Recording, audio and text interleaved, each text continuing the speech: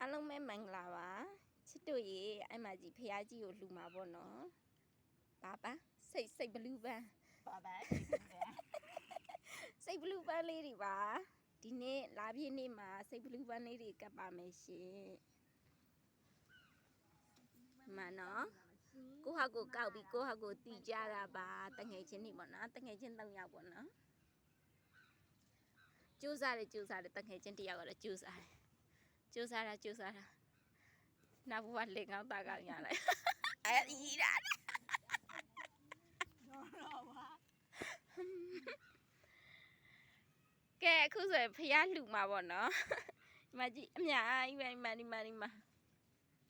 မကြည့်အဲ့မှာအိုက်ကလေးဟာ2000နဲ့ပြန်ဝယ်တာမရဘူးကြည့်မကြည့်အိုက်ကလေးပြန်ရောက်လိုက်အဲ့လိုရရင်ချောလာမှာနောက်ဘဝတက်တပတ်တာလေဟဲ့ဘာဖေးရလူမှာပန်မမို့ပြန်ရောက်လိုက်လို့3000နဲ့ဖြစ်ညီကလူပြီးကောက်ထားတဲ့ဟာကြီးရောဒါနဲ့နောက်မှာ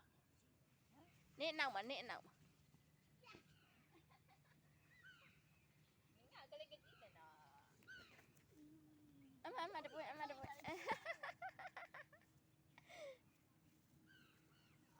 မကြည့်ဒီမှာအနည်းလေးကျူသွားလူမတည်းလာဆန်လာပြည့်နေ့မှာကုသိုလ်လေးလာလောက်တာပါရှင်အစမတက်နိုင်လို့ပေါ့နော်ဟဲ့ကလေးအဖေမတက်နဲ့လေအေးဟိုမှာလုံညုံရင်းလာလို့နော်လုံညုံရင်းလာရင်ငါမဟုတ်ဘူးနော်အေးညီကအပင်ကနေတက်ချွေငါတို့ကအောက်ကနေကောက်မှာပဲဒါပဲအဲ့တော့တက်လို့ကခူးပါတော့ခူးလေညီခူးချင်းခူးပါတက်လာခူးပါမတက်လာတယ်